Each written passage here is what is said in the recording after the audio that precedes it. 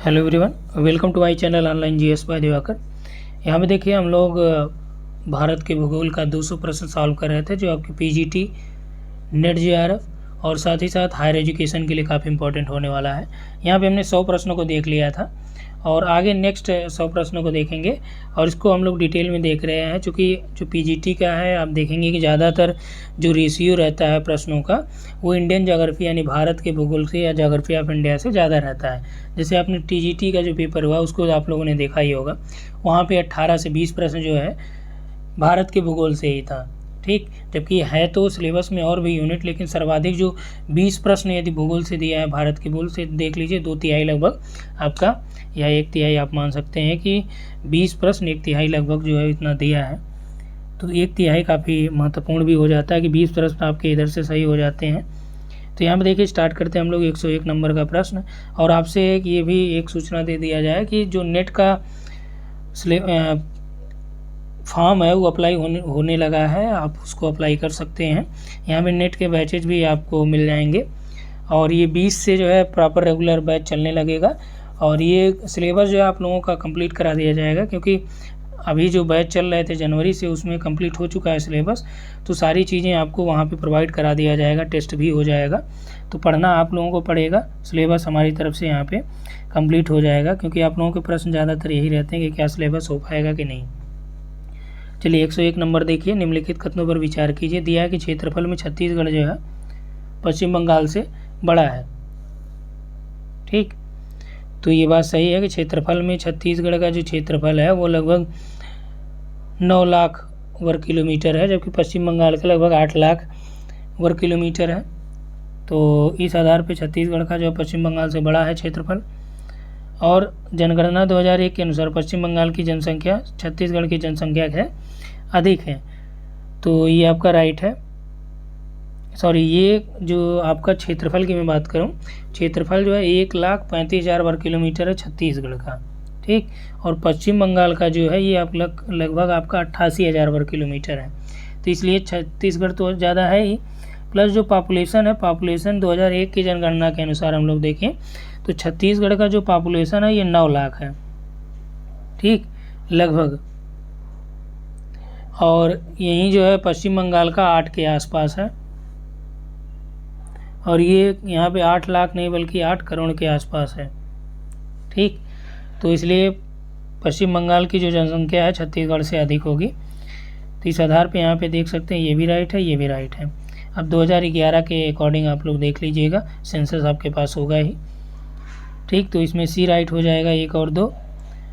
और यहाँ पे देखिए परमाणु शक्ति संयंत्र हैं और कहाँ पे किस राज्य में कौन स्थापित है, इसको आपको मिलान करना। और ये जो परमाणु शक्ति संयंत्र दिए गए हैं ये हैवी वाटर वाले हैं, ठीक, यानी D2O वाले हैं। तो इसको याद रखिएगा, क्योंकि पीजीटी में आपके कई बार प्रश्न पूछे गए हैं कि निम्न में से कौन सा भारी जल संयंत्र या गुरु जल संयंत्र नहीं है या है। ठीक, तो विकल्प में इसी के अनुसार आपका बनाएगा। तो टोटल 7 हैं जो भारी जल द्वारा संचालित हैं, या भारी जल चूँकि इसमें मंदक के रूप में काम किया जाता है। तो थाल कहाँ पे है? थाल आपका है महाराष्ट्र में। ठीक, मानगुरु, तो मानगुरु आपका आंध्र प्रदेश है, तो यहाँ पे 1 नंबर हो जाएगा। काकरापार गुजरात है, कैगा कर्नाटक है। ठीक, तो यहाँ पे जो सही विकल्प हो जाएगा वो हो जाएगा डी। और आगे देखते हैं, निम्नलिखित में से कौन सा एक सही नहीं है। भारत के संविधान में अनुसूचित जनजाति की कोई परिभाषा नहीं दी गई है। 103 नंबर में दे रहा है कि भारत का जो संविधान है उसमें अनुसूचित जनजाति की कोई विशेष रूप से परिभाषा नहीं लिखी गई है। तो ये बात यहाँ पे सत्य है। दिया है कि देश की कुल जनजाति जनसंख्या की आधे से कुछ अधिक जनसंख्या जो उत्तर पूर्वी भारत में पाई जाती हैं। तो देश की कुल जनजाति जनसंख्या का आधे से कुछ अधिक जो है उत्तर पूर्वी भारत में पाई जाती हैं। यहाँ में देखिए सी ऑप्शन जो दे रखा है कि टोडा कहलाने वाले लोग नीलगिरी क्षेत्रों में, तो टोडा जनजातियाँ नीलगिरी में पाई जाती हैं, राइट है। नागालैंड में बोली जाने वाली भाषाओं में से लोथा एक प्रमुख भाषा है, तो ये भी यहाँ पे सत्य है। जबकि यहाँ पे जो आपका विकल्प दे रखा है 103 नंबर का, ठीक, इसमें पूछ रहा है कौन सा सही नहीं है, तो अनुसूचित जनजाति कोई विशेष परिभाषा नहीं दी गई है। देश की कुल जनजाति की जनसंख्या आधे से अधिक जो है, यानी कि आधे से अधिक यानी 60 से 70% जनसंख्या बोल रहा है कि उत्तर पूर्वी यानी पूर्वोत्तर राज्यों में है, तो ऐसा नहीं है। सर्वाधिक जो जनजाति संख्या वाला राज्य है वो आपका एमपी हो गया। एमपी में, महाराष्ट्र में, उड़ीसा, गुजरात, बिहार, यूपी में भी जनजातियाँ पाई जाती हैं, सोनभद्र वगैरह में। तो इस आधार पे जो आधे से अधिक यहाँ पे दे रहा है ये आपका यहाँ पे सही नहीं है। ठीक, हालांकि पॉपुलेशन में जो परसेंटेज पॉपुलेशन है राज्यों का वो सर्वाधिक मिजोरम में है जनजातियों का। ठीक, तो 103 का जो है बी हो जाएगा। 104 नंबर हम लोग देखते हैं। 104 नंबर दिया है कि निम्नलिखित कथनों पर विचार कीजिए, और इसमें आपका दे रखा है कि भारत राष्ट्रीय परिवार नियोजन कार्यक्रम को अंगीकृत करने वाला विश्व का दूसरा देश है। भारत की राष्ट्रीय जनसंख्या नीति सन 2000 वर्ष 2010 और यहाँ पे दिया है तक जो है 111 करोड़ की जनसंख्या पर प्रजनन का प्रतिस्थापन स्तर प्राप्त करने के लिए प्रयत्नशील है। भारत में प्रजनन का प्रतिस्थापन स्तर प्राप्त करने वाला केरल जो है प्रथम राज्य है। तो भारत जो है ये आपका परिवार नियोजन कार्यक्रम को अपनाने वाला विश्व का पहला देश है, दूसरा नहीं बल्कि पहला देश है। भारत सरकार को परिवार नियोजन कार्यक्रम जो 1952 में चालू किया गया था। केरल जो है भारत का पहला राज्य है जहां जन्म दर और मृत्यु दर दोनों लगभग बराबर हैं। केरल में इसी को बोला जाता है रिप्लेसमेंट लेवल ऑफ फर्टिलिटी, यानी प्रजनन के प्रतिस्थापन दर का नियम यहाँ पे स्थापित हो गया है। ठीक, तो इस आधार पे आपका जो 2 नंबर है और 3 नंबर ये दोनों सही हो रहे हैं, यानी सी विकल्प आपका यहाँ पे राइट हो जाएगा। अगला देखिए 105 नंबर पे कि सन 2001 की जनगणना के अनुसार, जहाँ पे जनगणना 2001 दिया गया है वहाँ आप क्या समझेंगे, 2011 समझेंगे। ठीक, और उसको आप अपने सेंसर से अपडेट भी कर लीजिएगा। दिया है कि अपनी कुल जनसंख्या में अनुसूचित जातियों की जनसंख्या जो सर्वाधिक प्रतिशत वाला राज्य बिहार है। कौन सा कथन सही है ये पूछ रहा है। तो अनुसूचित जातियों की सर्वाधिक प्रतिशतता वाला राज्य जो है बिहार है। अगला देखिए मिजोरम भारत का सबसे कम जनसंख्या वाला राज्य है। केंद्र शासित क्षेत्रों में से पांडिचेरी का महिला पुरुष अनुपात सबसे अधिक है। ठीक, तो यहाँ पे जो दिया गया है तो 2001 की जनगणना के अनुसार केंद्र शासित प्रदेशों में पांडिचेरी का महिला पुरुष जो लिंगानुपात है ये सर्वाधिक है। ठीक, जबकि अन्य का इससे कम ही पाया जाता है। तो 2001 की जनगणना के अनुसार ये आपका राइट है, 105 नंबर का ही सही है। 106 देखिए, इसमें भी 2001 की जनगणना से प्रश्न है कि भारत के निम्नलिखित राज्यों में से किसकी जनसंख्या उत्तर प्रदेश के बाद सबसे अधिक है। तो यूपी के बाद जो सर्वाधिक जनसंख्या रखता है वो कौन सा है, आपका महाराष्ट्र राज्य है। ठीक, आगे देखिए यहाँ पे निम्नलिखित कथनों में से कौन सा एक सही नहीं है। तो यहाँ पे कौन सा सही नहीं है कि दिया है कि पश्चिमी घाट उत्तरी क्षेत्र में अपेक्षाकृत अधिक ऊंचाई पर है। ठीक, उसके बाद दिया है कि पश्चिमी घाटों में अनाईमुडी सबसे ऊंची चोटी है। तापी नदी सतपुड़ा के दक्षिण में है। नर्मदा तथा तापी नदी घाटियाँ जो है ये पुरानी रिफ्ट वैली मानी जाती है। नर्मदा तापी रिफ्ट में बहती है, दामोदर भी है। तापी नदी सतपुड़ा के दक्षिण में है, तो ये राइट है। ठीक, नर्मदा यहाँ पे है और विंध्याचल यहाँ पे है। सतपुड़ा ये है, तापी ये बहती है। ठीक, तो यदि प्रश्न आए कि विंध्याचल और सतपुड़ा के मध्य कौन सी नदी घाटी है, तो नर्मदा नदी घाटी पाई जाती है। ठीक, ये क्लियर हुआ। तो यहाँ पे आपका जो हो जाएगा कि कौन सा एक सही नहीं है। पश्चिमी घाट सबसे ऊंची, क्या पूरे दक्षिण भारत की सबसे ऊंची आपका अनाईमुडी है। तापी नदी सतपुड़ा के दक्षिण में है। ठीक, जो यहाँ पे दे रखा है कि पश्चिमी घाट उत्तरी क्षेत्र में अपेक्षाकृत अधिक ऊंचाई पर है, तो ये आपका यहाँ पे गलत दे रहा है, क्योंकि आप देखेंगे कि दक्षिण का जो पार्ट है ये सर्वाधिक ऊंची चोटियाँ इसी में पाई जाती हैं। तो जो पश्चिमी घाट है ये दक्षिण में ज़्यादा ऊंचा है। नर्मदा और तापी की घाटी यानी इस घाट का जो रिफ्ट बहने वाली प्रमुख नदियां हैं वो क्या करती हैं, अरब सागर में गिर जाती, खंबात खाड़ी के पास। तो इसमें जो राइट आंसर 107 का हो जाएगा ये हो जाएगा। गांधी सागर बांध जो है किस परियोजना का भाग है, तो गांधी सागर हो गया, इंदिरा सागर हो गया, राणा प्रताप सागर हो गया, ये सारे बांध जो है आपके चंबल नदी परियोजना का ही हिस्सा है, 1960 में बनाए गए। अगला देखिए कि 109 नंबर दिया है कि उत्तर से दक्षिण शुरू जो यहाँ पे दी गई पर्वत श्रेणियाँ हैं, इनका उत्तर से शुरू करके दक्षिण की ओर कौन सा सही क्रम यहाँ पे बनेगा। ठीक, तो यहाँ पे देखिए नल्लामलाई है आंध्र प्रदेश और इधर आपका तमिलनाडु में आ जाएंगे तो यहाँ पे नल्लामलाई है। नल्ला के बाद आपका जावेदी है, जावेदी के बाद यहाँ पे आपका नीलगिरी है, जावेदी सेवराय पहाड़ियाँ यहाँ पे हैं। उसके बाद यहाँ पे केरल में जो है अन्नामलाई है। तो इस आधार पे उत्तर से दक्षिण का जो क्रम हो जाएगा वो है नल्लामलाई, जावेदी, नीलगिरी और अन्नामलाई। ठीक, सी ऑप्शन यहाँ पे राइट हो जाता है। क्लियर। तो यहाँ पे देखिए दिया है कि निम्नलिखित में कौन जैवमंडल आरक्षित क्षेत्र नहीं है। अगस्तमलाई, नीलगिरी, नल्लामलाई, पंचमढ़ी। तो यहाँ पे देखिए अगस्तमलाई हो गया, नीलगिरी हो गया, नल्लामलाई है, पंचमढ़ी। इसमें ए, सी और डी ये सभी बायो रिजर्व्स हैं, जैवमंडल आरक्षित क्षेत्र हैं। जबकि नल्लामलाई ये आपका जैव आरक्षित क्षेत्र नहीं है। पूर्वी घाट की एक पहाड़ी है जो आंध्र प्रदेश के कुर्नूल और महबूब नगर तथा गुंटूर में और कुडप्पा जिले में ये आपका वहाँ पे फैली है। तो पालकोंडा, नालकोंडा, नल्लामलाई ये सभी पहाड़ियाँ कहाँ पे आंध्र प्रदेश में हैं। तो ये चीज़ें याद रखिएगा। उत्तर से दक्षिण का जो क्रम है ये भी काफ़ी महत्वपूर्ण हो जाता है दक्षिण की चोटियों का। और सारे प्रश्न हमने आपको नोट्स में भी कराए हैं, कोर्स में भी हो चुका है। भारतीय नगरों में सामान्य वार्षिक वर्षा का सही अवरोही क्रम कहाँ पे होता है। तो वार्षिक वर्षा के दृष्टि से हम लोग देखें तो सर्वाधिक जो वर्षा होगी, जो विकल्प में दिया है यहाँ पे आपका कोच्चि हो जाएगा। कोच्चि के बाद जो कहाँ पे होगी, कोलकाता में होगी। ठीक, कोलकाता के बाद आपका जो बारिश प्राप्त होगी वो पटना में होगी, फिर आपका दिल्ली में होगी। ठीक, क्योंकि जैसे जैसे आप उत्तर की ओर बढ़ेंगे बारिश की जो मात्रा है वो धीरे धीरे घटती जाएगी। ठीक, तो सबसे पहले मानसून आप जानते हैं केरल में ही आता है और सर्वाधिक वर्षा भी इसी दक्षिण पश्चिम मानसून की अरब सागर शाखा से ही भारत में हो पाती है। 112 नंबर देखिए कौन सा उत्तर प्रदेश के सीमावर्ती हैं। तो उत्तर प्रदेश की सीमा पर स्थित कौन से राज्य हैं।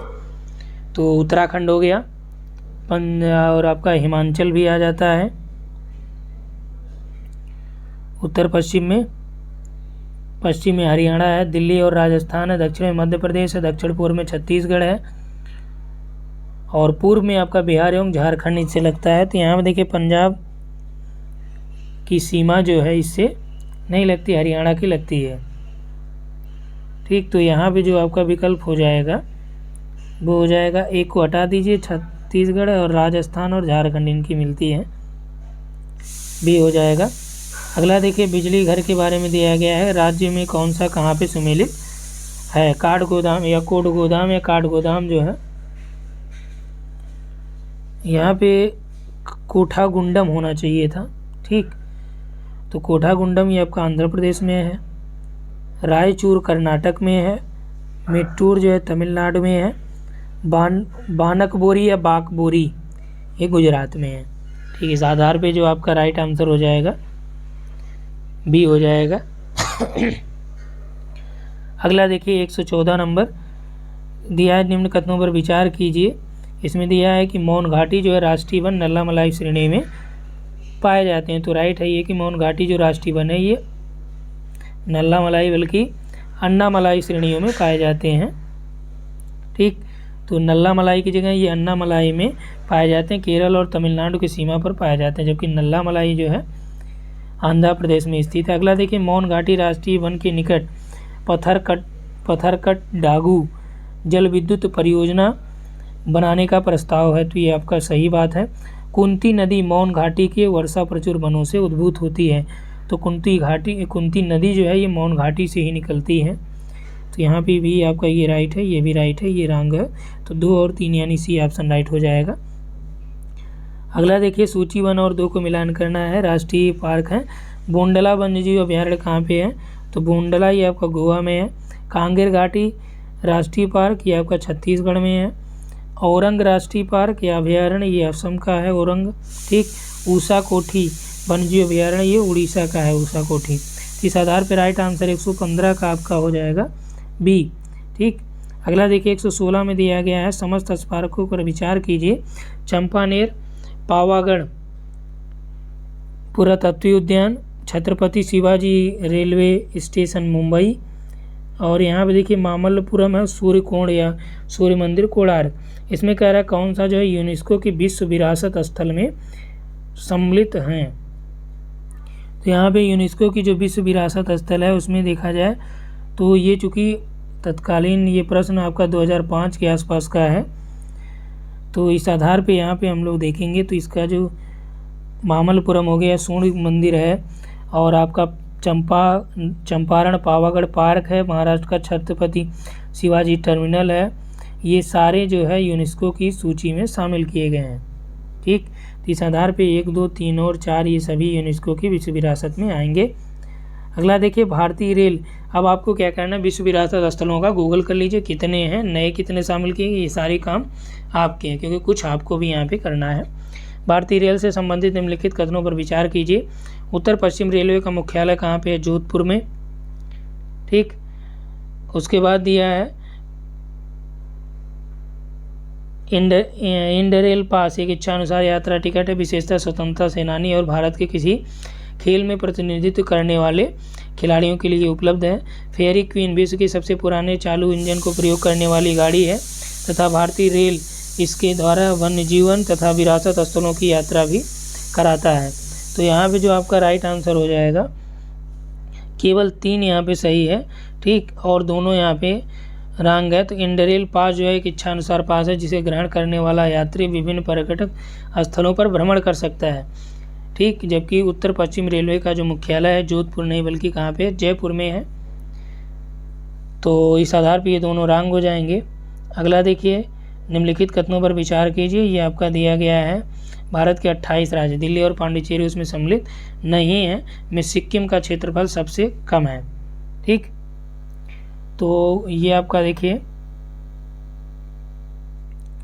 भारत के ये 118 नंबर देख रहे हैं हम लोग। अगला देखिए कि पांडिचेरी राष्ट्रीय राजधानी क्षेत्र दिल्ली और अन्य संघ राज्य क्षेत्रों में चंडीगढ़ की साक्षरता दर सबसे अधिक है। उसके बाद यहाँ पे दिया गया है कि भारत में 28 राज्य, दिल्ली और पांडिचेरी उसमें सम्मिलित नहीं है, में उत्तर प्रदेश के बाद सबसे अधिक जनसंख्या महाराष्ट्र की है। ठीक, तो यहाँ पे जो आपका राइट आंसर हो जाएगा, कौन सा कदम सही है, तो केवल यहाँ पे डी ज़्यादा राइट है। ठीक, ये आपका 2006 का प्रश्न है, उस संदर्भ में हम लोग बात कर रहे हैं कि 2011 का आपका आंकड़ा रहेगा। तो सर्वाधिक जनसंख्या यूपी का था उस समय, उसके बाद एमपी था यानी महाराष्ट्र था। तो इस आधार पे आपका देखिए यहाँ पे महाराष्ट्र की है, तो ये आपका ठीक है। अगला जो यहाँ पे दे रखा है कि क्षेत्रफल की दृष्टि से सबसे छोटा राज्य जो है गोवा है, सिक्किम नहीं बल्कि गोवा है। ठीक, और जो सर्वाधिक साक्षरता है संघराज्य क्षेत्रों की 2001 के अंतर्गत बात करें तो लक्षद्वीप का है। ठीक, संघ शासित प्रदेशों में तो यहाँ पे चंडीगढ़ दे रखा है और पांडिचेरी का, तो जबकि है लक्षद्वीप। क्लियर हुआ, तो इसमें केवल डी राइट हो जाएगा। सूची 1 और 2 को मिलान करना है। हस्तशिल्प केंद्रों के बारे में, मोन कहाँ पे है, तो मोन आपका नागालैंड में है। नलबाड़ी आपका असम में है। नेसघाट अरुणाचल प्रदेश में है या नेतरहाट। तो तूरा आपका कहाँ पे है, ये मेघालय में है। तो इस आधार पे जो राइट आंसर हो जाएगा वो ए हो जाएगा। अगला देखिए, इसमें दिया गया है कि पेट्रोनाट एलएनजी लिमिटेड मंगलोर में एक और एलएनजी टर्मिनल लगा है, और यहाँ पे दिया है ड्रेजिंग कॉरपोरेशन ऑफ इंडिया का मुख्य कार्यालय विशाखापत्तनम में है। राइट है ये। नारवा पहाड़ खान भारतीय यूरेनियम निगम लिमिटेड द्वारा संचालित की जाती है, ये भी यहाँ पे सही है। पेट्रोनाट एलएनजी लिमिटेड का टर्मिनल जो है दाहेज, कोच्चि और गंगावरम में है, मंगलोर में नहीं है। तो यहाँ पे 2 और 3 केवल सही हो जाएंगे। अगला 121 में देखिए, यहाँ पे आपका 120 तक देख लिया गया। 121 में देखते हैं, भारत में प्रत्येक राज्य सरकार में अपने राज्य में विद्युत अपीली न्यायाधिकरण स्थापित किया गया है। तो ये आपका रंग है। विद्युत एक्ट 2003 के सेक्शन 110 की बात हम लोग करें तो भारत में विद्युत के लिए एप्लाइड ट्रिब्यूनल स्थापित किया गया, परंतु दिल्ली और उड़ीसा आदि राज्यों में बिजली निजी कर दी गई है, इसलिए कथन 1 आपका रंग हो जाता है। भारत में बिजली की उपप्रेषण और वितरण प्रणाली का कोटि उन्नयन त्वरित बिजली विकास एवं सुधार कार्यक्रम का एक घटक है। तो ये आपका राइट है, तो इसमें बी हो जाता है। अगला देखिए घाटी दिया गया है, उसको मैच कराने के लिए दिया है। ठीक, तो यहाँ पे घाटी जो मुरखा घाटी या मरखा घाटी कहाँ पे है, तो जम्मू कश्मीर में है। और जुकू घाटी आपका कहाँ पे है, तो जुकू घाटी आपका नागालैंड में है। सांगला घाटी, सांगला हिमाचल की है। युयांग आपका सिक्किम की है। कहीं के यूथांग देगा, युयांग देगा, तो कहाँ पे है, सिक्किम की। घाटियाँ हमने आपको कराया नोट्स में, देखिए घाटियों का भी नोट्स हमने स्पेशली आपको प्रोवाइड कराया है। ठीक, तो इससे क्या होगा कि यहाँ पे डी आंसर राइट हो जाएगा। अगला देखिए कौन सा सही नहीं है। महानदी का उद्गम जो है छत्तीसगढ़ से होता है, या छत्तीसगढ़ में होता है। तो यहाँ पे देखिए सिहावा पहाड़ी है, जो आपका अमरकंटक से लगभग 74 किलोमीटर दक्षिण में स्थित है। वहीं से आपका महानदी निकलती है। तो यहाँ पे अगला जो दिया गया, गोदावरी नदी का उद्भव महाराष्ट्र में होता है। तो गोदावरी नदी का जो उद्भव है ये कहाँ पे होगा, महाराष्ट्र में है, पश्चिमी घाट में। अगला देखिए कावेरी नदी का उद्भव आंध्र प्रदेश में। तो कावेरी जो है कर्नाटक के कुर्ग जिले से निकलती है, यानी ब्रह्मगिरी पहाड़ी से निकलती है। तो ये रॉन्ग हो जाएगा, यही सही नहीं है। तापी का उद्भव मध्य प्रदेश के बैतूल जिले से है, बैतूल तालाब वहाँ पे है। तो तीनों सही हैं, जबकि सी रॉन्ग है। तो सी यहाँ पे इस प्रश्न का उत्तर हो जाएगा। अगला देखिए वन्यजीव अभयारण्य और सीमावर्ती नगर। चंद्रप्रभा, चंद्रप्रभा आपका वाराणसी में है, यानी यूपी में। करेरा, करेरा ये आपका झांसी में है। ठीक, और जयसमंद, जयसमंद राजसमंद कहाँ पे हो जाएगा आपका, ये उदयपुर में हो जाएगा।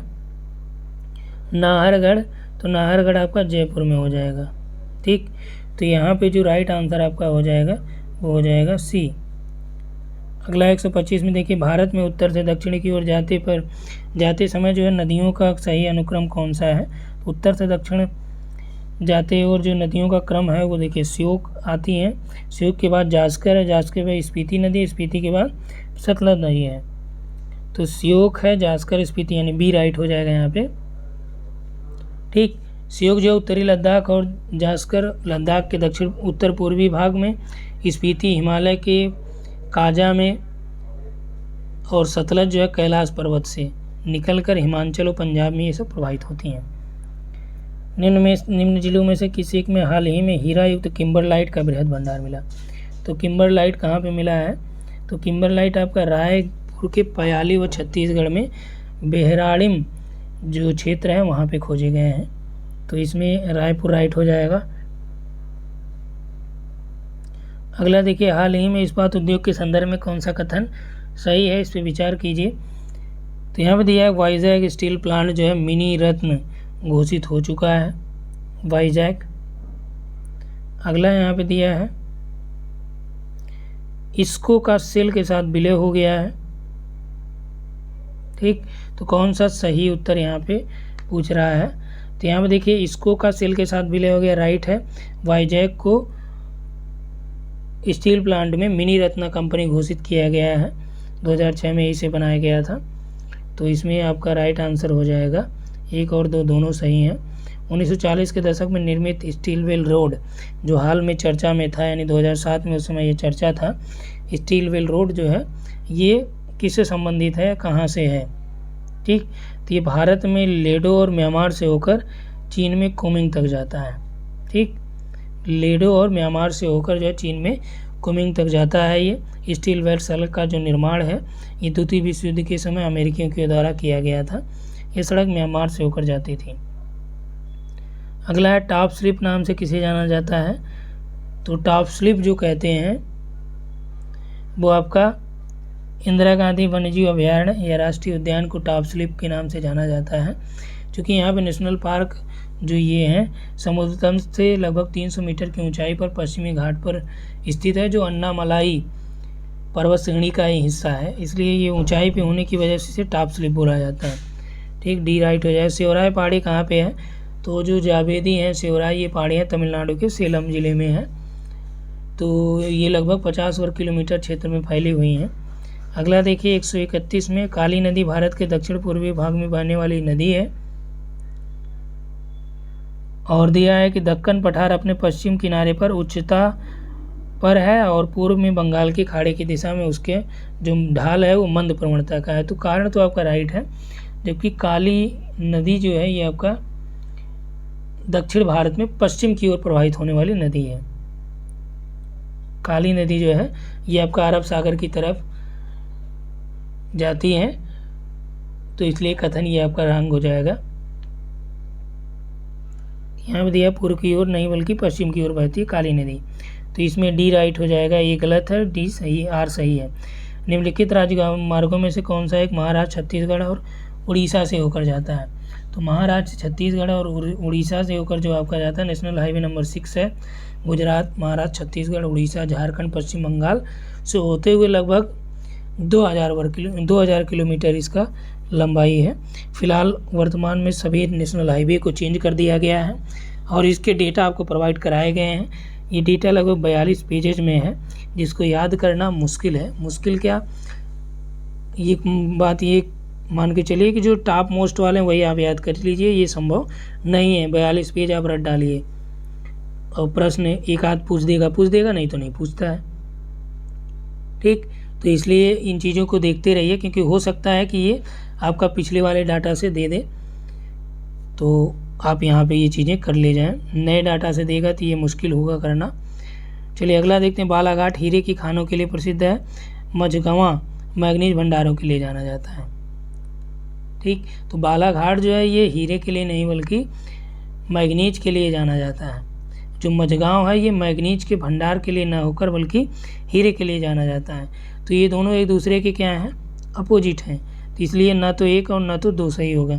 बालाघाट का मैग्नीज हो जाएगा, मझगवां का हीरा हो जाएगा। ठीक, अमरकंटक से कौन नदी का उद्गम होता है? तो दामोदर है, नर्मदा, तापी और महानदी। तो यहाँ पे देखिए अमरकंटक से जो है नर्मदा नदी का उद्गम होता है, ये चीज़ें याद रखिएगा, क्योंकि महानदी जो निकलती है ये अमरकंटक के दक्षिण में है, लगभग 74 किलोमीटर दूर, वहाँ सिहवा पहाड़ी है, वहाँ से निकलती है। ठीक, ये बस्तर पठार आप कह सकते हैं, जबकि तापी सतपुड़ा से निकलती है। दामोदर भी यहीं छोटा नागपुर पठार से निकलती है। अगला देखिए, कौन सा एक से अधिक पूर्व की ओर स्थित है, यानी सबसे अधिक पूर्व की ओर कौन सा है? हैदराबाद है, भोपाल है, लखनऊ है, बेंगलुरु है। ठीक, तो यहाँ पे जो आपका लखनऊ है सबसे पूर्व में है। 4 दक्षिण राज्य आंध्र प्रदेश, कर्नाटक, केरल, तमिलनाडु में कौन सबसे अधिक भारतीय राज्यों के साथ सीमाएं बनाता है? तो सर्वाधिक सीमाएं किस राज्य के द्वारा बनाई जाती हैं? तो यहाँ पे देखिए कि आंध्र प्रदेश और कर्नाटक भारत के अधिकतम राज्यों के साथ ये सीमा बना लेते हैं। तो फिलहाल तमिलनाडु जो तेलंगाना है वो यहाँ से आपका अलग कर दिया गया है। तो जो 2007 का प्रश्न था उसके अकॉर्डिंग आपका आंध्र प्रदेश और कर्नाटक हो जाएगा। अब आपको ये करना है कि यहाँ से देखिए कि आंध्र प्रदेश की सीमा किन से बन रही है, ठीक, और कर्नाटक की सीमा कौन बना रहा है, तमिलनाडु कौन है, केरल कौन है। एल्युमिनियम कंपनी और इसकी अवस्थिति की बात की जा रही है। तो बाल्को कहाँ पे है? बाल्को आपका है कोरबा में। ठीक, हिंडाल्को कहाँ पे है? तो हिंडाल्को आपका यूपी रेणुकूट में है। इंडियन एल्युमिनियम कंपनी ये आपका हीराकुंड में है, और नालको जो है ये आपका कोरापुट में है, उड़ीसा। ठीक, तो इस आधार पे जो राइट आंसर हो जाएगा बी हो जाएगा। कौन सा बस्तर क्षेत्र में स्थित है राष्ट्रीय उद्यान? तो यहाँ में देखिए बस्तर में आपका इंद्रावती है, छत्तीसगढ़ में इंद्रावती नेशनल पार्क है। ये जगदालपुर भोपालपट्टनम सड़क से लगभग 22 से 30 किलोमीटर की दूरी पर है। अगला है कि गुरु शिखर पर्वत चोटी किस राज्य में है? तो ये आपका राजस्थान का है गुरु शिखर। ठीक, अरावली की सबसे ऊंची चोटी भी है, यहाँ पे माउंट आबू स्थित है। अगला है सूची 1 और 2 को मिलान करना, नगर और समीपवर्ती नदी। तो बैतूल जो है ये यहाँ से कौन सी नदी निकली है? बैतूल से तापी निकली है। जगदलपुर, तो जगदलपुर से आपका इंद्रावती का उद्गम होता है, छत्तीसगढ़। जबलपुर, तो जबलपुर जो है ये आपका किससे संबंधित है? जबलपुर नर्मदा नदी से है। उज्जैन जो है छिप्रा के किनारे स्थित है। ठीक, यानी कौन से नदी के किनारे कौन सा है, तो ये आप यहाँ पे देख सकते हैं। इसमें राइट आंसर जो हो जाएगा वो हो जाएगा बी। अगला देखिए 141 में इसमें दिया है कि भारत में रेड पांडा प्राकृतिक रूप से केवल पश्चिम हिमालय में पाया जाता है। तो ये आपका रंग हो जाएगा, पश्चिम नहीं बल्कि पूर्वी हिमालय में है। और अगला दिया है कि स्लो लोरिस उत्तर पूर्व के सघन वनों में रहता है। तो ये राइट है, स्लो लोरिस जो है असम के उत्तर पूर्वी सघन वनों में रहता है। तो यहाँ पे केवल 2 सही हो जाएगा। निम्नलिखित राज्यों में से किसी का जनघनत्व सबसे कम है। तो सबसे कम जनघनत्व जो है किसका है, तो यहाँ पर देखिए 2001 की जनसंख्या के अनुसार जो है, जनगणना के अनुसार सबसे कम जो है आपका यहाँ पे जो जनघनत्व रहा है, इसमें दिए गए विकल्प का अरुणाचल प्रदेश है 13 रहा है, हिमाचल का इससे ज़्यादा रहा है। तो वर्तमान में भी 2011 में भी अरुणाचल प्रदेश का कम है, 17 ही है। ठीक, अगला देखिए कि भारत में राष्ट्रीय जनसंख्या नीति सन 2000 के अनुसार निम्नलिखित में से किस एक वर्ष जो है जनसंख्या स्थिरता प्राप्त हो जाएगी। तो जनसंख्या स्थिरता प्राप्त करने का लक्ष्य जो है 2045 तक की वृद्धि में स्थिरता लाने का लक्ष्य रखा गया है राष्ट्रीय जनसंख्या नीति सन 2000 के अनुसार। तो इसमें 2045 हो जाएगा। भारत में वर्तमान आबादी में 65 वर्ष से अधिक आयु वाले व्यक्तियों की लगभग प्रतिशतता कितनी है, तो ये लगभग 8 से 9% है, 10% आप कह सकते हैं। ठीक, अगला देखिए निम्नलिखित राज्यों में से किसी एक राज्य में इसकी कुल जनसंख्या में ग्रामीण जनसंख्या की जो प्रतिशतता है 2001 के अनुसार सर्वाधिक है। तो ग्रामीण जनसंख्या की जो प्रतिशतता है वो किस में सर्वाधिक है, तो यहाँ में देखिए विकल्प भी आपके पास दे रखे हैं, हिमाचल है, बिहार है, उड़ीसा है और उत्तर प्रदेश है। तो सर्वाधिक जो ग्रामीण जनसंख्या है या उसकी परसेंटेज है वो आपका यहाँ पे किस में हो जाएगा, तो ग्रामीण क्षेत्रों की जो प्रतिशतता की बात की जा रही है जनगणना 2001 के अनुसार ग्रामीण क्षेत्रों में रहने वाली जनसंख्या का अनुपात। ठीक, तो इस आधार पे तो आपका यहाँ पे हो जाएगा यूपी, लेकिन परसेंटेज में आपका जो होता है वो है हिमाचल। कुल जनसंख्या में ग्रामीण जनसंख्या की सर्वोच्च प्रतिशतता जो है वो प्रतिशतता की बात होगी तो हिमाचल हो जाएगा, और टोटल नंबर जो होगा, संख्या होगा, वो उत्तर प्रदेश हो जाएगा। ठीक, अगला देखिए यहाँ पे दिया है कि जनगणना 2001 के आंकड़ों के आधार पर निम्नलिखित में से किस एक की जनसंख्या न्यूनतम है। तो यहाँ पे जो जनसंख्या न्यूनतम की बात की जा रही है तो इसके अनुसार जो है सिक्किम हो जाएगा इसमें। ठीक, अगला देखते हैं यहाँ पे निम्नलिखित में से तत्वतः कौन सी एक हिमालयी वनस्पति की जाति नहीं है। तो हिमालय में कौन सी वनस्पतियाँ नहीं पाई जाती हैं ये यहाँ पे आपको देखना है। जूनिपर है, महोगनी, सिल्वर फर है, स्प्रूस है। तो महोगनी हो गया, ये कैरेबियन क्षेत्रों में सर्वाधिक है, ये मध्य और दक्षिण अमेरिका में मिलते हैं। तो ये हिमालय में इनका अभाव होता है, तो महोगनी जो है ये हिमालय में नहीं पाए जाएंगे, जबकि स्प्रूस हो गया, सिल्वर फर है, जूनिपर, ये सब हिमालय में पाए जाएंगे। अगला, भारत के सभी जैवमंडल आरक्षित क्षेत्रों में से 4 को यूनेस्को द्वारा विश्व जाल तंत्र में मान्यता दी गई है। इसमें कौन सा उनमें शामिल नहीं है।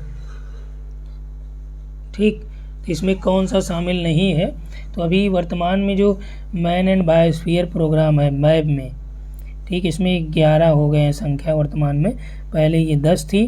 ठीक, तो ये पूछा गया इसमें 4 थी, बाद में जो टोटल जैवमंडल आरक्षित क्षेत्र वर्तमान में है वो 18 है। तो 8 को जो है यूनेस्को के विश्व संजाल में शामिल किया गया था, जिसमें पन्नीलगिरी है और नंदा देवी, सुंदरवन, मन्नार खाड़ी है, नीलगिरी, नंदा देवी, सुंदरवन, मन्नार खाड़ी, नौकरेक, पंचमढ़ी, सिमलीपाल, अचानकमार, अमरकंटक, ये इसमें शामिल हैं 8। ठीक, हालांकि 3 और हो गए इसमें नए। अगला देखिए ओंकारेश्वर, इसमें जो आपका दिया है कि कौन सा उसमें शामिल नहीं है, तो इसमें हो जाता है बी, ये शामिल नहीं है। ये 2008 के अनुसार हम लोग बात कर रहे हैं। ओंकारेश्वर परियोजना निम्नलिखित नदियों में से किस एक से संबंधित है। तो जो ओंकारेश्वर परियोजना है ये नर्मदा पे बनाई गई है। भारत में कितने राज्य तटरेखा से लगे हुए हैं, तो भारत में लगभग 9 राज्य जो है ये तटरेखा से लगे हुए हैं। जहाँ पूर्वी घाट और पश्चिमी घाट मिलते हैं वहाँ पे कौन सी पहाड़ी है, तो पूर्वी और पश्चिमी घाट जहाँ मिलते हैं वहाँ पे है आपका नीलगिरी। और यहाँ पे देखिए सहायक नदी और मुख्य नदियाँ दी गई हैं। तो इसमें जो मिलान किया है कौन सा सही सम्मिलित है, चंबल नर्मदा है, सोन यमुना है, मानस ब्रह्मपुत्र है। ठीक। तो भारत में ब्रह्मपुत्र की जो सहायक नदी है, मानस है, पुथीमारी है, धनसिरी, जिया भरेली है, सुबनसिरी है, ये सभी। चंबल जो है यमुना की है, नर्मदा की नहीं। सोन जो है गंगा की है, ठीक।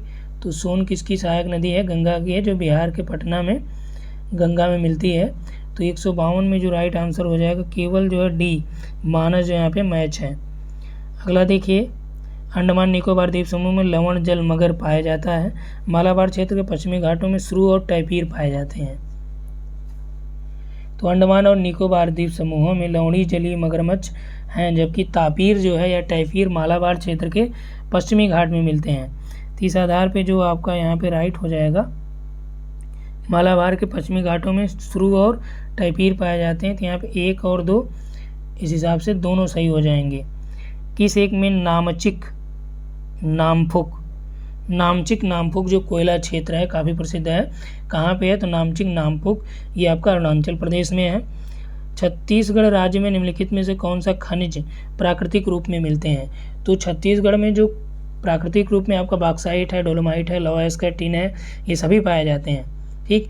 छत्तीसगढ़ में जो बॉक्साइट की बात करें तो बस्तर, कांकेर, कोरबा, रायपुर, राजनांदगांव, सरगुजा इन जिलों में है। छत्तीसगढ़ में जो डोलोमाइट है, ठीक, डोलोमाइट छत्तीसगढ़ में बस्तर, बिलासपुर, दुर्ग, रायपुर और जांजगीर जिले में है। लॉयस के यहाँ पे बस्तर है, दंतेवाड़ा है, बैलाडीला प्रमुख लॉयस की खाने हैं।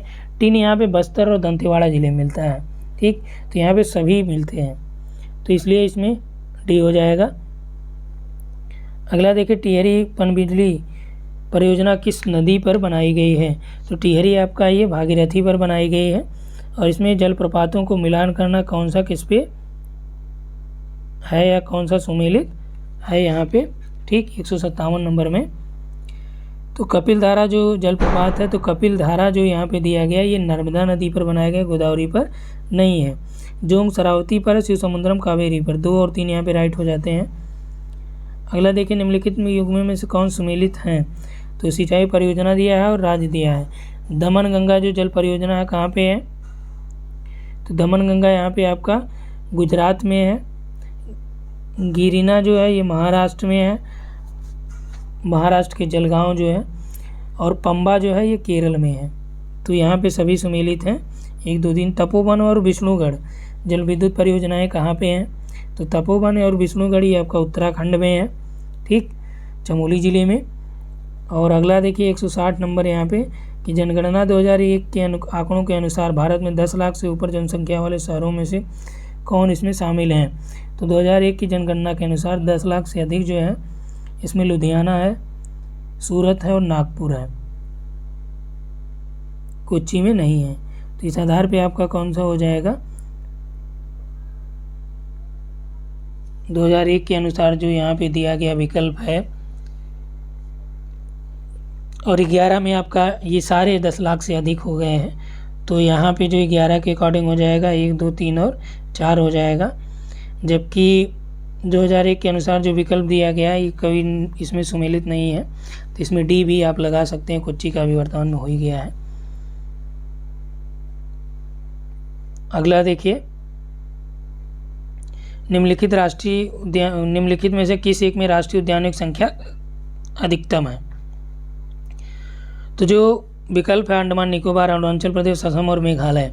तो इसमें सबसे अधिक जो राष्ट्रीय पार्क हैं वो अरुणाचल में है, लेकिन इसके बाद मेघालय और असम आता है राज्यों की बात करें तो, ठीक। और टोटल हम लोग बात करें तो अंडमान निकोबार में यहाँ पे लगभग 10 के आसपास हैं, और एमपी है यहाँ पे भी 10 हैं।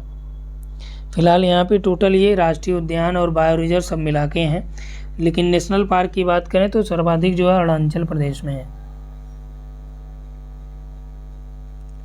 ठीक। फिलहाल यहाँ पे जो आपका राइट आंसर हो जाएगा वो हो जाएगा अंडमान और निकोबार द्वीप समूह। तो यहाँ पे जो सबसे अधिक नेशनल पार्क हैं वो अंडमान निकोबार द्वीप समूह में रहे हैं, ठीक। तो यहाँ पे आप देखेंगे, और अरुणाचल प्रदेश में जो बात करें तो ये आपका लगभग तीसरे से चौथे नंबर पे आ जाता है। फिलहाल वर्तमान में कई यहाँ पे राष्ट्रीय उद्यान हो गए हैं, ठीक। फिलहाल नंबर ऑफ जो नेशनल पार्क्स हैं वो सर्वाधिक अंडमान में है। फिर आपका राज्यों की बात करेगा तो एमपी है, टोटल बात करेगा, अगर अंडमान दिया है तो अंडमान लगाइए, एमपी दिया है तो एमपी लगाइए, क्योंकि दोनों में लगभग बराबर बराबर हैं। अगला है निम्नलिखित क्षेत्रों पर विचार कीजिए। पूर्वी हिमालय, पूर्वी भूमध्य सागरीय क्षेत्र, उत्तर पश्चिमी ऑस्ट्रेलिया। जैव विविधता के हॉट स्पॉट इसमें कौन से हैं? ठीक, तो पूर्वी हिमालय और पूर्वी भूमध्य सागरीय क्षेत्र जो है ये जैव विविधता के लिए हॉट स्पॉट हैं। तो इस आधार पर राइट आंसर 1 और 2 हो जाएगा, जबकि 3 यहाँ पे हॉट स्पॉट में नहीं आएगा। भारत की सबसे बड़ी अंतर्देशीय लवणीय आर्द्र भूमियाँ कौन सी हैं? तो अंतर्देशीय जो लवणीय आर्द्र भूमि है आंतरिक में, ठीक, वो आपका राजस्थान में स्थित है सबसे बड़ा। और अगला देखिए, भारत में बंदरगाह और प्रमुख तथा अप्रमुख बंदरगाह के रूप में वर्गीकृत किए गए हैं। कौन सा एक अप्रमुख बंदरगाह है? यानी कि प्रमुख जो बंदरगाह वो आपके 12 बताए गए हैं जो ऑफिशियली हैं। ठीक, एक आपका पोर्ट ब्लेयर जो है भी नया बनाया गया है। तो यहाँ पर देखिए कोच्चि है, दहेज है, पारादीप, न्यू मंगलोर है। तो कोच्चि हो गया और आपका यहाँ पे न्यू मंगलोर, पारादीप, ये सभी जो है प्रमुख रूप से हैं। ठीक, तो जो बंदरगाहों का वर्गीकरण किया जाता है मेन आपका यहाँ पे 12 किए गए हैं और जो नॉर्मल है ये 200 से अधिक हैं।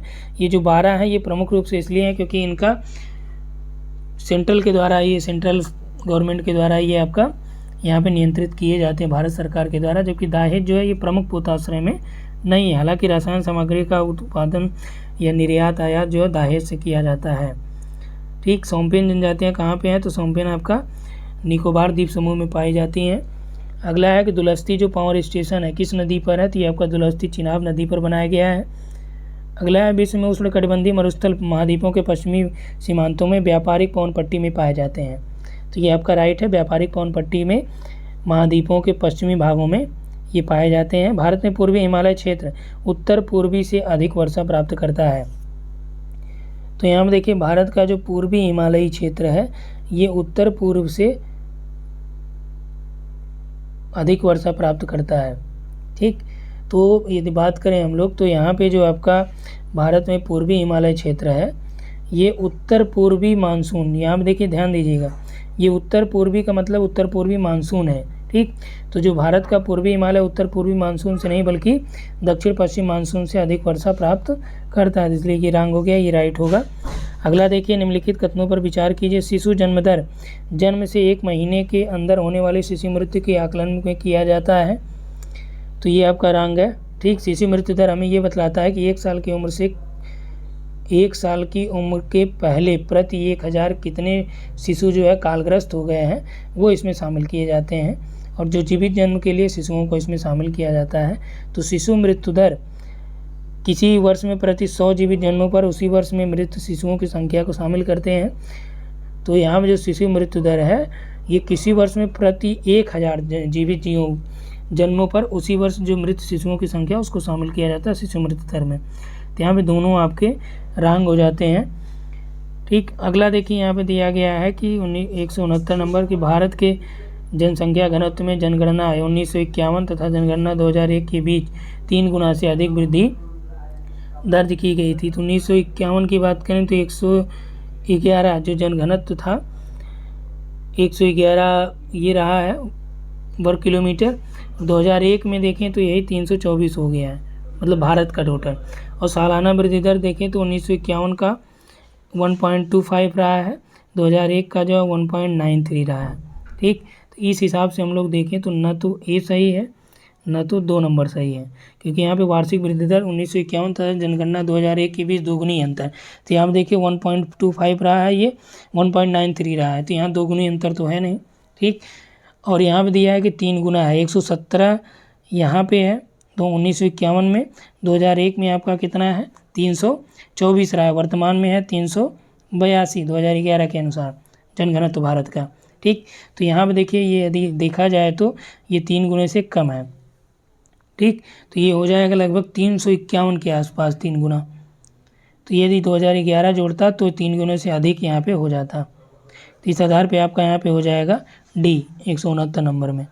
ठीक, अगला देखिए 170 नंबर, किस नदी का उद्गम स्थल भारत में नहीं है? तो यहाँ पे जो आपका सतलज नदी है ये भारत में नहीं है बल्कि मानसरोवर झील के समीप जो है राक्षस ताल से निकलती है। और शिवकिला दर्रे के पास से भारत के हिमाचल में प्रवेश करके प्रवाहित होती है। अगला, निम्न में से किस एक स्थान से भारत की 2 महत्वपूर्ण नदियों का उद्गम होता है, जिनके उत्तर की तरफ जो प्रवाहित होती है बंगाल के खाड़ी की तरफ प्रवाहित होने वाली दूसरी महत्वपूर्ण नदी में ये मिलती है और दूसरी अरब सागर की तरफ प्रवाहित होती है। तो ये संदर्भ ये किस नदी के संदर्भ में कहा गया है।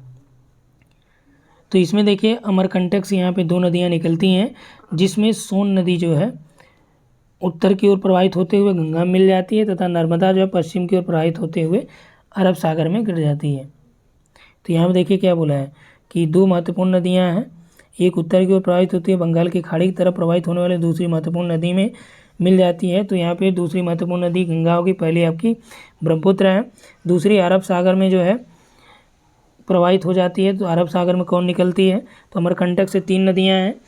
एक अमरकंटक से दक्षिण में आपका सियावा पहाड़ी से निकलती है महानदी, और अमरकंटक से स्पेशली जो नर्मदा और सोन नदी निकलती हैं। तो ये राइट आंसर ही हो जाएगा। निम्नलिखित कथनों पर विचार कीजिए। भारत में थोरियम के कोई निक्षेप नहीं पाए जाते हैं। तो भारत में थोरियम के निक्षेप हैं मोनाजाइट। केरल में मोनाजाइट वालुका में यूरेनियम होता है, यूरेनियम बल्कि थोरियम होता है। तो ये भी दोनों गलत यहाँ पे हैं, तो डी आंसर हो जाएगा यहाँ पे राइट। चलिए अगला प्रश्न देखते हैं। इसमें दिया है कि केरल में पूर्व की ओर प्रवाहित होने वाली नदियाँ नहीं हैं। तो केरल में आपका पेरियार नदी जो है ये पूर्व की ओर प्रवाहित होने वाली नदियाँ हैं। कबिनी है, भवानी है, पाम्बान है, ठीक, सॉरी पूर्व नहीं बल्कि पश्चिम की ओर। पश्चिम की ओर कौन जाती है, पेरियार। जैसे ये आप करेंगे तो पेरियार यहाँ पे इधर आती है, जुआरी नदी हो गया, पेरियार हो गया। पेरियार जो है केरल में है, जुआरी गोवा की है। केरल में पूर्व की ओर यानी इधर इधर बहने वाली, ठीक, तो इधर आपका कबिनी है और आपका भवानी है, पाम्बान नदियाँ हैं, ठीक। अगला जो दिया है कि मध्य प्रदेश में पश्चिम की ओर बहने वाली नदियाँ नहीं हैं। तो पश्चिम की ओर बहने वाली नदियाँ हैं मध्य प्रदेश में, नर्मदा और तापी तो पश्चिम की ओर ही तो बहती है। नर्मदा हो गया, माही हो गया, ये मध्य प्रदेश से होते हुए पश्चिम की ओर ही बहती हैं, ठीक। तो यहाँ पे आपका जो राइट आंसर हो जाएगा वो डी हो जाएगा, दोनों सही नहीं है। अगला देखिए यहाँ पे दिया है 174 नंबर, राष्ट्रीय उद्यान की सीमा रेखा विधान से परिभाषित होती है। ये आपका राइट है, राष्ट्रीय उद्यान की सीमा रेखा विधान से परिभाषित होती है। और अगला दिया है कि विधान यानी कानूनों से आरक्षित जैव क्षेत्र की घोषणा वनस्पति जाति और प्राणी जाति की कुछ विशिष्ट जातियों के संरक्षण के लिए की जाती है। तो ऐसा नहीं है। अगला है वन्य प्राणी अभ्यारण्य में सीमित जीवीय हस्तक्षेप की अनुमति होती है। तो ये राइट है कि हस्तक्षेप यहाँ पे किया जा सकता है, लेकिन वो लिमिटेड होता है। तो यहाँ पे देखिए किसी भी राष्ट्रीय पार्क की सीमा का निर्धारण जो वन्यजीव संरक्षण अधिनियम 1972 के अंतर्गत किया गया है। और ये भी कहा जाता है कि राष्ट्रीय पार्क का वास्तविक जो क्षेत्र है ये राज्य सरकार द्वारा निर्धारित होना चाहिए, ठीक। तो एक जैवमंडल का जो पारितंत्र का संरक्षण करता है, न कि कुछ विशिष्ट जीव प्रजातियों का ये संरक्षण करता है, पूरे जैवमंडल का ये संरक्षण करता है। ऐसा नहीं है कि बायो रिजर्व में आपको जो है केवल कुछ स्पेशली जातियों का ही संरक्षण देखने को मिलेगा। हाँ, कुछ एरिया में वहाँ पे करते हैं, लेकिन टोटल में यहाँ पे संपूर्ण जैवमंडल का यहाँ पे पारितंत्र ये संरक्षित करता है। तो राइट आंसर हो जाएगा 1 और 3। अगला है, एक निम्नलिखित क्षेत्र की कौन सी विशेषता है। उष्ण और आर्द्र जलवायु होती है, 200 सेंटीमीटर वर्षा होती है, 1100 सेंटीमीटर की ऊंचाई तक यहाँ पे ढाल होते हैं पहाड़ी, 15 से लेकर 30 डिग्री तक यहाँ पे वार्षिक टेम्परेचर पाया जाता है, ठीक। तो यहाँ पे कौन सी फसल उगाई जा सकती है, किसकी संभावना यहाँ पे है। तो यहाँ पे जो आपका है कि उष्ण और आर्द्र जलवायु हो, 200 सेंटीमीटर से अधिक वर्षा हो, 1100 मीटर का पहाड़ी ढाल हो ऊंचाई का, 15 से लेकर 30 डिग्री जो है वार्षिक टेम्परेचर हो। तो ये जो जलवायु है ये काली मिर्च की उपज के लिए अधिक संभाव्य है, ठीक। तो यदि चाय होता तो चाय भी यहाँ पे हो जाता। अगला देखिए कि भारत के खनिज संसाधनों में से निम्न पर विचार करना है यहाँ पे आपको कि 90% से अधिक जो नेचुरल रिसोर्स हैं वो कहाँ पे पाए जाते हैं, इसमें कौन सा सुमेलित है। तो तांबे का जो नेचुरल रिसोर्स है वो मैक्सिमम 90% से अधिक यहाँ पे दिया है, झारखंड में पाया जाता है। निकिल का उड़ीसा दिया है, टंगस्टन का केरल दिया है, कौन सा सुमेलित है, ठीक। तो यहाँ पे तांबे का जो प्राकृतिक सोर्स है ये राजस्थान में मैक्सिमम है, एकाधिकार है राजस्थान का। निकिल की बात करें तो निकिल में आपका जो है उड़ीसा हो गया, ये मिलान है। जबकि टंगस्टन में कौन सा है, टंगस्टन में भी आपका राजस्थान ही है, ठीक, तो यहाँ पे केवल 2 आपका यहाँ पे सही सुमेलित है। अगला यहाँ पे देखते हैं, निम्नलिखित में से ये संरक्षित क्षेत्र है, किसके लिए संरक्षित क्षेत्र ये जाने जाते हैं? तो भीतरकनिका कहाँ पे है? उड़ीसा में।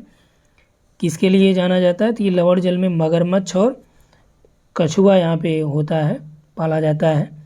ठीक, तो यहाँ पे आपका लवण जल में मगरमच्छ राइट है। मरुस्थल जो राष्ट्रीय उद्यान है, तो मरुस्थल राष्ट्रीय उद्यान जो महान भारतीय सारंग के लिए जाना जाता है राजस्थान का, ये भी राइट है। एराविकुलम केरल का, तो एराविकुलम जो है ये केरल का, ये हुकुल या गिब्बन के लिए विशेषतर जाना जाता है। तो एराविकुलम जो है यहाँ पे हुकुल गिब्बन जो दिया है ये आपका रंग हो जाएगा। हुकुल गिब्बन के लिए पूर्वोत्तर का जो स्पेशली असम एरिया है वो जाना जाता है, एराविकुलम नहीं। तो यहाँ पे बी हो जाएगा, 1 और 2 सही है। भारत में किस प्रकार के वन सर्वाधिक बृहद क्षेत्रों पर पाए जाते हैं? तो जो सर्वाधिक बृहद क्षेत्रों पर भारत में वन पाए जाते हैं वो पर्वतीय आर्द्र शीतोष्ण या उपोष्ण शुष्क सदाबहार वन या उष्णकटिबंधीय आर्द्र पर्णपाती वन। तो उष्णकटिबंधीय आर्द्र पर्णपाती वन जो है भारत के बहुत बृहद स्तर पर पाए जाते हैं। दक्कन के पठार के उत्तर पूर्वी क्षेत्र हो गया, हिमालयी ढालों पर आंध्र प्रदेश, तमिलनाडु, उड़ीसा, बिहार, छत्तीसगढ़, झारखंड, कर्नाटक, केरल, इन सभी क्षेत्रों में उष्णकटिबंधीय आर्द्र पर्णपाती वन विस्तृत हैं। मध्य प्रदेश में भी हैं ये।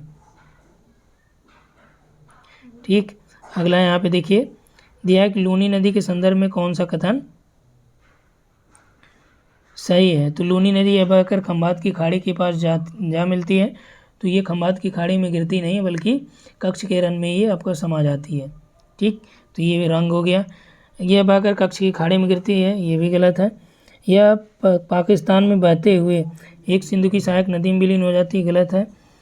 यह कच्छ के रण की दलदली भूमि में लुप्त हो जाती है, ये राइट है। ठीक, तो लूनी नदी जो अरावली श्रेणी के दक्षिणी भाग से निकलती है और कच्छ के रण में जाके यहाँ पे विलीन हो जाती है। अगला हिमाचल से होकर बहने वाली कौन सी नदियाँ हैं? तो हिमाचल प्रदेश से किसकी नदियों का प्रवाह है? तो ब्यास, चिनाब, रावी, सतलज, यमुना भी हिमाचल से होकर ही निकलती हैं या बहती हैं। ठीक, ब्यास, चिनाब, रावी, सतलज और यमुना, डी। भारत के कुछ भागों में यात्रा करते हुए आप देखेंगे कहीं कहीं जो है लाल मिट्टी पाई जाती है। मिट्टी के इस रंग का प्रमुख कारण क्या होता है? तो लाल रंग जो मिट्टी में पाई जाती है इसका प्रमुख कारण है कि यह इसमें फेरिक ऑक्साइड की विद्यमानता है, इसकी वजह से कलर क्या हो जाता है? रेड हो जाता है। ठीक, लौहांश की मात्रा अधिक होने पर। अगला देखिए कि भारत के शैल समूहों में गोंडवाना शैलों की महत्वपूर्ण मानने के लिए निम्नलिखित में से कौन सा एक तर्क प्रमुख है? तो गोंडवाना शैल को महत्वपूर्ण क्यों माना जाता है? इसका रीजन यहाँ पे देखिए, यहाँ में दिया है कि इसमें 90% से अधिक चूना भंडार होता है, गलत है। 90 से अधिक जो है इसमें कोयला भंडार, ये आपका राइट है। और अगला देखिए कि 90 से अधिक उपजाऊ कपास मृदाएँ हैं, तो ये यहाँ पे रॉन्ग है। तो जो महत्वपूर्ण कारक है यहाँ पे आपका है कि 90% गोंडवाना में सर्वाधिक जो है कोयला ही मिलता है। अगला है यहाँ पे बांध और झील को यहाँ पे सुमेलित करना आपको, और इसमें दे रखा कौन सा सुमेलित नहीं है। ठीक, तो यहाँ पे जो सुमेलित नहीं वो आपको ढूंढना है। गोविंद सागर किस पे है? तो गोविंद सागर यहाँ पे आपका जो है सतलज नदी पे जो आपका भाखड़ा नंगल बांध बनाया गया है, यार के बैराज है उसके पीछे ये जलाशय बना है। और कुल्लेरू झील जो है यहाँ पे दिया है कृष्णा नदी पर। तो ये कुल्लेरू जो झील है एशिया की सबसे बड़ी उथले पानी की स्वच्छ झील है ये। तो यह आंध्र प्रदेश में कृष्णा और गोदावरी डेल्टा के बीच है, केवल कृष्णा पे नहीं। तो ये आपका यहाँ पे सम्मिलित नहीं है। उकाई जो है जलाशय तापी पर है, बूलर आपका झेलम पर है, सही है ये। ठीक, अगला देखिए, यदि हिमालयी पर्वत श्रेणियाँ नहीं होती तो भारत पर सर्वाधिक संभाव्य भौगोलिक प्रभाव क्या होता? यदि हिमालय पर्वत श्रेणियाँ भारत में क्या उत्तर में नहीं होती तो भारत में जो संभावित घटनाएं हैं वो कौन सी यहाँ पे घट सकती थी? तो यहाँ पे देखिए जो दिया गया, यदि हिमालय पर्वत श्रेणियाँ नहीं होती तो देश के अधिकांश भाग में साइबेरिया से आने वाली शीतलहर का अनुभव होता। तो ये आपका राइट हो गया। सिंधु गंगा का जो जलोढ़ मैदान है ये उपजाऊ मैदान से वंचित हो पाता है, ये भी सही है क्योंकि उपजाऊ मैदान नहीं हो पाते ये। अगला देखिए, मानसून का प्रतिरूप वर्तमान प्रतिरूप से भिन्न होता, तो यहाँ पे ये भी सही है क्योंकि इसकी वजह से मानसून जो है आता भी है, इसके कई रीजन भी है। मानसून जो मैकेनिज्म है मानसून का, उसका आपने भी पढ़ा भी होगा। डी हो जाएगा। यहाँ पे सिक्किम से गुजरने वाला अक्षांश निम्नलिखित में से किस एक से भी होकर गुजरता है? तो सिक्किम से जो अक्षांश जाता है वो किससे गुजरेगा? तो सिक्किम के आसपास जो राज्य हो जाएंगे उससे होगा। तो सिक्किम के सामने जो आपका राजस्थान पड़ता है, जो कि पंजाब ऊपर है, जम्मू भी ऊपर है, हिमाचल भी है, तो राजस्थान से होकर जाएगा। ठीक। अगला देखिए, भारत में भूमि वर्गीकरण सन्निकट निरूपण भूमि वर्गीकरण का या भूमि उपयोग वर्गीकरण का जो यहाँ पे डेटा दिया गया है, यहाँ पे कौन सा सही डेटा होगा? तो यहाँ पे कुल जो बोया गया क्षेत्र है ये लगभग 47% है। वन क्षेत्र, यहाँ पे वर्तमान में वन क्षेत्रों की बात करें तो लगभग 24% है। ठीक। अन्य क्षेत्रों की बात करें तो यहाँ पे 30% है। तो 2010 का प्रश्न है, तो इस आधार पर डी हो जाएगा राइट आंसर। अगला देखिए, किसके द्वारा भारत में उत्तर पूर्वी एशिया के बीच नौ संचालन समय और दूरी अत्यधिक कम हो जाएगी? ठीक। मलेशिया और इंडोनेशिया के बीच जो मलक्का जलडमरू मध्य है उसको और अधिक गहरा बना दिया जाए तब, या सियाम खाड़ी और अंडमान सागर के बीच जो भूसंधि जलडमरू मध्य के पार जो है एक नई नहर बना दिया जाए। ठीक। तो यहाँ पे जो आपका राइट आंसर है केवल 2 है। जो क्रा भूसंधि है, जलडमरू मध्य के पार यदि नई नहर खोलने का मौका मिल जाता है तो नौका संचालन के कारण दूरी ये कम हो सकती है, और ये हमारे भारत, चीन, जापान, दक्षिण कोरिया के आसपास को जोड़ता है, जबकि यहाँ पे आपका जलडमरू मध्य है। तो ठीक, तो यहाँ पे राइट आंसर 187 का हो जाएगा, 2 केवल सही है। अगला देखिए, यहाँ पे गंगा के निचले मैदान में यह विशेषता है कि यहाँ वर्ष भर जलवायु जो उच्च तापमान और आर्द्रता यहाँ पे बनी रहती है। क्षेत्र के लिए निम्नलिखित फसलों में से कौन सा जो है फसल सबसे उपयुक्त है? तो सबसे उपयुक्त जो गंगा और ब्रह्मपुत्र के निचले मैदान के लिए धान और जूट की फसलें यहाँ पे होती हैं। ठीक। तो यहाँ पे जो आपका राइट आंसर हो जाएगा वो हो जाएगा सी। क्या हो जाएगा? सी हो जाएगा। अगला है, निम्नलिखित द्वीपों के युग्मों में से कौन सा एक 10 डिग्री जलमार्ग के द्वारा आपस में पृथक किया जाता है? ठीक। तो 10 डिग्री जो आपका जलमार्ग है अंडमान द्वीप समूह को निकोबार द्वीप समूह से बंगाल की खाड़ी में ही आपका इसको पृथक करता है, तो अंडमान को निकोबार से। ठीक। तो यहाँ पे आपका ये हो जाएगा। यहीं पे यदि डंकन पास देता, ठीक, तो डंकन पास ये आपका दक्षिणी अंडमान जो है, दक्षिणी अंडमान को ये याद रखिएगा क्योंकि टेस्ट में हमने दिया था, दक्षिणी अंडमान को लघु अंडमान या मध्य अंडमान या आपका यहाँ पे लिटिल अंडमान। ठीक। लिटिल, लघु या मध्य, इनसे जो है डंकन पास क्या करता है? अलग करता है, इनके बीच स्थित है। ठीक। तो अगला देखिए, तिब्बत में उत्पन्न होने वाली ब्रह्मपुत्र, इरावदी और मेकांग नदियाँ अपनी ऊपरी घाटी में संकीर्ण और समांतर पर्वत श्रेणियों में प्रवाहित होकर इन नदियों में ब्रह्मपुत्र भारत में प्रविष्ट होने से ठीक पहले अपने प्रवाह में एक यू टर्न लेती है। वह यू टर्न क्यों लेती है? ठीक। तो यू टर्न लेने का प्रमुख कारण क्या है? तो यहाँ पे आपका देखिए, वलित पर्वत श्रेणियों के उत्थान के कारण, भूवैज्ञानिक तरुण हिमालय के अक्ष संगी नमन के कारण। यहाँ पे जो है अक्ष संगी नमन यानी झुकाव है, इसलिए यहाँ पे ब्रह्मपुत्र नदियाँ मोड़ ले लेती हैं, जो कि तिब्बत से आने वाली ब्रह्मपुत्र हो गया, इरावदी होगा, मेकांग हो गया, ये अपने ऊपरी पाटों में संकीर्ण होती हैं, समांतर श्रेणियों से बहती हैं। ब्रह्मपुत्र नदी का भारत में प्रवेश जो है ये नमचा बरगवा पहाड़ी के पास से एक यू टर्न है, जो भू वैज्ञानिक यानी जियोलॉजिकल तरुण हिमालय के समय यहाँ पे अच्छी नमन देखा गया है। ठीक। तो यहाँ पे राइट आंसर आपका 190 में बी हो जाएगा। अगला देखिए, भारत के निम्न में से एक राज्य की विशेषताएं हैं। उत्तरी भाग जो शुष्क और अर्धशुष्क है, मध्य में कपास उत्पादन होता है, खाद्य फसलों की तुलना में यहाँ पे नकदी फसलों की खेती अधिक होती है। तो यह बात किस राज्य के लिए है? तो ये आपका गुजरात के लिए है, क्योंकि इसका उत्तरी भाग अर्ध और शुष्क है। ठीक। अगला देखिए, 192 में भारत का एक विशेष राज्य है जो इन निम्न विशेषताओं से युक्त है। इसमें दिया है कि यह उसी अक्षांश पर स्थित है जो उत्तरी राजस्थान से होकर जाता है। ठीक। अगला है कि 80% से अधिक वन क्षेत्र, यहाँ पे जो इसका क्षेत्र 80% से अधिक ये वनावरण है। और अगला दिया है 12% से अधिक वनाच्छादित क्षेत्र जो इस राज्य के संरक्षित क्षेत्रों के अंतर्गत आते हैं। तो ये कौन सा है? असम है, अरुणाचल है, हिमाचल है उत्तराखंड। तो पहला जो स्टेटमेंट है कि यह उत्तरी अक्षांश राजस्थान के उत्तरी भाग से इसका अक्षांश जाता है। तो यहाँ पे देखिए असम से वो तो जाएगा नहीं, हिमाचल से भी नहीं जाएगा, उत्तराखंड से भी नहीं, अरुणाचल से होकर जाएगा। तो यहाँ पे आपका जो हो जाएगा अरुणाचल प्रदेश है। अगला देखिए, भारत में आर्द्र भूमियों के संदर्भ में निम्न कथनों विचार कीजिए। आर्द्र भूमियों के अंतर्गत भारत के कुल भौगोलिक क्षेत्र का अन्य राज्यों की तुलना में गुजरात का जो एरिया है वो सर्वाधिक है। तो ये राइट है।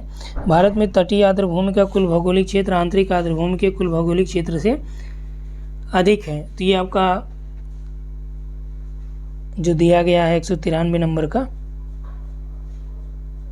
तो ये आपका रंग हो जाएगा 193 में जो राइट आंसर हो जाएगा वो हो जाएगा केवल ए। अगला देखिए, जब आप हिमालय की यात्रा करेंगे तो आपको क्या चीज़ें देखने को मिलेगी। तो गहरे खंड, यू घुमाव वाले नदी मार्ग, समांतर पर्वत श्रेणियाँ, भूस्खलन के लिए उत्तरदायी तीव्र ढाल प्रवणता। ठीक, तो यहाँ पे आपका जो राइट आंसर हो जाएगा कि जब आप हिमालय की यात्रा करते हैं तो गहरे खंड दिखेंगे, यू आकार के नदी मार्ग भी दिखेंगे, समांतर पर्वत श्रेणियाँ भी दिखेंगी, भूस्खलन भी यहाँ पे देखने को मिलेगा। यानी 1, 2, 3 और 4 यहाँ पे राइट है। अगला देखिए, निम्न कथनों पर विचार कीजिए। इसमें दिया है कि दक्षिण भारत से उत्तर की ओर मानसून की अवधि जो है घटती जाती है। तो ये आपका राइट है। दक्षिण भारत से जैसे जैसे उत्तर की ओर आता है मानसून आर्द्रता कम होती जाती है और अवधि भी घटती जाती है। उत्तरी भारत के मैदानों में वार्षिक वृष्टि की मात्रा पूर्व से पश्चिम की ओर घटती जाती है। तो ये राइट है कि उत्तरी मैदानों में पूर्व से पश्चिम की ओर जैसे जैसे इधर आएंगे तो वर्षा की मात्रा घटती जाएगी, क्योंकि आर्द्रता की मात्रा भी घटती जाती है। तो यहाँ पे दोनों आपके राइट हैं। ठीक, अगला देखिए, राष्ट्रीय उद्यान और इनसे होकर बहने वाली नदी, चलिए कौन सा सुमेलित है। कार्बेट राष्ट्रीय उद्यान से गंगा बहती है, तो कार्बेट नेशनल से आपका यहाँ पे राम गंगा बहती है, गंगा नहीं। ठीक, यहाँ से राम गंगा बहती है। काजीरंगा राष्ट्रीय उद्यान से, यहाँ पे दिया है कि काजीरंगा से आपका मानस बहती है। और अगला है साइलेंट वैली, मानस नदी यहाँ पे है, ठीक, काजीरंगा, लेकिन वो मानस वन्यजीव अभयारण्य से भी बहती है। तो काजीरंगा की तरह मानस भी यहाँ पे एक प्रकार का राष्ट्रीय उद्यान ही है। ठीक, तो यहाँ पे ये भी मैच नहीं कर रहा स्पष्ट रूप से। साइलेंट वैली जो राष्ट्रीय उद्यान है, तो साइलेंट वैली राष्ट्रीय उद्यान से होकर भवानी नदी बहती है। ठीक, भवानी और कबिनी ये सभी जो है पूर्व की ओर बहती हैं, केरल में हैं जो, ठीक, और कावेरी में जाके मिलती है ये। तो साइलेंट वैली राष्ट्रीय उद्यान जो है कावेरी पे नहीं बल्कि भवानी पे है, हालांकि कावेरी की सहायक है वो। ठीक, और गंगा की सहायक राम गंगा पे कार्बेट है। तो इस आधार पे कोई विकल्प यहाँ पे सुमेलित नहीं है। अगला देखिए, नर्मदा नदी पश्चिम की ओर बहती हैं, जबकि अधिकांश जो प्रायद्वीपीय बड़ी नदियाँ पूर्व की ओर बहती हैं। इसका प्रमुख कारण क्या है। तो यह जो है रिफ्ट घाटी में बहती हैं, सही है ये। विंध्य और सतपुड़ा के बीच बहती हैं, तो विंध्य और सतपुड़ा के बीच तो नर्मदा नदी प्रवाहित होती हैं। ठीक, लेकिन इसका ये कारण नहीं है कि नर्मदा नदी जो है पश्चिम की ओर बहती है। इसका विंध्य और सतपुड़ा के बीच स्थित होने की वजह से नहीं बहती, बल्कि किस वजह से बहती है, यह रिफ्ट वैली में बहती है। तो उसका झुकाव जो है, ढाल जो है पूर्व की ओर नहीं बल्कि पश्चिम की ओर है, इसलिए यह आपका पूर्व की ओर नहीं बल्कि पश्चिम की ओर बहती है। अगला, भूमि का ढलान मध्य भारत से पश्चिम की ओर है। तो भूमि का ढलान देखा जाए तो मध्य भारत से पश्चिम नहीं बल्कि पूर्व की ओर है, क्योंकि नर्मदा और तापी जो नदियां हैं ये रिफ्ट वैली में बहती हैं। तो रिफ्ट वैली का जो ढलान है ये पश्चिम से की ओर ज़्यादा है, पूर्व की ओर कम है, जबकि संपूर्ण दक्षिण भारत का जो ढलान है वो आपका पूर्व की ओर ज़्यादा, पश्चिम की ओर कम है ढलान। ठीक, तो इस आधार पे 97 का जो हो जाएगा ये ए हो जाएगा। अगला देखिए, यहाँ पे दिया है कौन सा भारतीय कोयले के अभिलक्षण हैं। यहाँ पे उच्च भस्म अंश होता है, सल्फर अंश निम्न इसमें होता है। ठीक, अगला है संलग्न तापमान, निम्न भस्म संलग्न तापमान होता है। संगलन तापमान होता है। तो 198 का जो राइट हो जाएगा कि भारतीय कोयले में उच्च भस्म पाए जाते हैं, ठीक, यानी कि जिसका कैलोरीफिक मान कम होता है। सल्फर फास्फोरस की मात्रा भी अधिक यहाँ पे नहीं पाई जाती है, यानी कि सल्फर फास्फोरस कम मात्रा में होते हैं, लेकिन निम्न भस्म संगलन तापमान यहाँ पे ज़्यादा होता है, ठीक। तो भस्म संगलन तापमान बल्कि क्या होगा, ज़्यादा होगा, निम्न में ही बल्कि अधिक होगा। तो 198 में हो जाएगा 1 और 2, यानी ये ऑप्शन। 199 देखिए, भारत की लैटेराइट मृदा के बारे में कौन सा कथन सही है। तो लैटेराइट मृदा के बारे में कौन सा कथन सही है, लाल रंग की होती है, नाइट्रोजन पोटास से समृद्ध होती है। तो ये नाइट्रोजन पोटास यहाँ पे नहीं बल्कि आयरन के ऑक्साइड की मात्रा सर्वाधिक होती है। राजस्थान और उत्तर प्रदेश में अच्छा विकास हुआ है, तो इनका राजस्थान उत्तर प्रदेश सर्वाधिक नहीं है। इधर आपका कर्नाटक हो गया, केरल हो गया, या आंध्र प्रदेश हो गया, या पूर्वोत्तर हो गया, मेघालय वगैरह, यहाँ पे ये पर्याप्त मात्रा में है। टाइपियोका और काजू की एक उपज के लिए प्रसिद्ध है, तो ये राइट है आपका। तो ए और 1 और 4 यहाँ पे सही हो जाएंगे। अगला देखिए, प्राकृतिक गैस गोंडवाना संस्थानों में पाई जाती है, और अभ्रक जो है, तो ये प्राकृतिक गैस नहीं बल्कि कोयला होता है। धारवाड़ में खनिज तेल पाए जाते हैं, जीवाश्म संयुक्त चट्टानें भी पाई जाती हैं यहाँ पे, तो इसलिए गैस होने का चांसेस यहाँ पे होता है। अभ्रक की मात्रा में अभ्रक प्रचुर मात्रा में कोडर्मा पाया जाता है, तो ये राइट है। धारवाड़ खनिज तेल के प्रसिद्ध है, तो बल्कि धारवाड़ जो है खनिज तेल की नहीं बल्कि किसके लिए, जीवाश्म चट्टानों के लिए, या आप कह सकते हैं कि धात्विक चट्टानों के लिए है, ठीक। ये धात्विक चट्टानों के लिए पाया जाता है, जीवाश्म के लिए या खनिज तेल के लिए धारवाड़ नहीं प्रसिद्ध है। तो केवल 2 यहाँ पे राइट हो जाएगा, ठीक। कोडरमा में अभ्रक जो प्रचुर मात्रा में होता है, गोंडवाना संस्थानों में प्राकृतिक गैस नहीं होती है। अगला है कि निम्न नगरों पर, यहाँ पे राइट आंसर केवल बी हो जाएगा। निम्न नगरों पर विचार कीजिए, और इसमें दिया है कि कौन सा जो पारंपरिक साड़ी या वस्त्र उत्पादन के लिए प्रसिद्ध है। भद्रांचल, चंदेरी, कांचीपुरम, करनाल, ठीक। चंदेरी जो मध्य प्रदेश का है, कांचीपुरम तमिलनाडु का, ये दोनों जो है सिल्क साड़ियों के लिए प्रसिद्ध है। तो इस आधार पे 2 और 3 यहाँ पे हो रहा है, नहीं बी राइट हो जाएगा। अगला देखिए, यहाँ पे नेशनल हाईवे दे रखा है और मिलान करने के लिए बोल रहा है। तो NH4 जो है किससे मैच है, NH4 जो आपका यहाँ पे ये पश्चिमी और दक्षिण भारत में एक NH4 जो है प्रमुख नेशनल हाईवे जो मुंबई और चेन्नई को जोड़ता है। चेन्नई हैदराबाद को नहीं बल्कि मुंबई और चेन्नई को जोड़ता है। NH6 जो है गुजरात, महाराष्ट्र, छत्तीसगढ़, उड़ीसा, झारखंड, पश्चिम बंगाल, इन सभी को जोड़ता है NH6, ठीक। तो यहाँ पे चेन्नई कोलकाता स्पेशली दिया है, सॉरी मुंबई और कोलकाता दिया, जबकि मुंबई से नहीं, ये आपका गुजरात, महाराष्ट्र, हालांकि मुंबई है इसमें, छत्तीसगढ़, उड़ीसा, झारखंड और पश्चिम बंगाल यानी कोलकाता से होकर गुजरता है। यह सूरत को कोलकाता से जोड़ता है, यानी NH6 जो है सूरत को कोलकाता से, मुंबई को नहीं। NH15 जो है, NH15 ये आपका गुजरात में सामखियाली को पंजाब में पठानकोट से जोड़ता है, तो अहमदाबाद, जोधपुर से नहीं। तो इसमें कोई भी आंसर सही नहीं होगा। अगला देखिए, पवनों के मौसमी उत्क्रमण किसका प्रारूपी अभिलक्षण है। पवनों का जो मौसमी उत्क्रमण है किसका प्रारूपी लक्षण है। मौसमी उत्क्रमण का मतलब मानसूनी हवाएं, ठीक। तो ये आपका राइट हो जाएगा, मानसूनी जलवायु। अगला है, निम्नलिखित कथनों पर विचार कीजिए नदियों के बारे में। अरुणाचल प्रदेश से कौन सी बहती है। तो अरुणाचल प्रदेश से आपका लोहित हो गया, सुबनसिरी हो गया, ये नदियाँ अरुणाचल प्रदेश से होकर बहती हैं। जबकि बराक जो नदी है ये असम से जाती है। तो लोहित और सुबनसिरी अरुणाचल प्रदेश से बहेंगी, तो इसमें बी हो जाएगा। अगला देखिए, निम्नलिखित में विचार करना, आर्द्र भूमियाँ और नदियों का संगम कहाँ पे स्थित है। हरिके जो आर्द्र भूमि है ये कहाँ पे है, ब्यास और सतलज के संगम पर स्थित है, ठीक। तो ये आपका राइट है।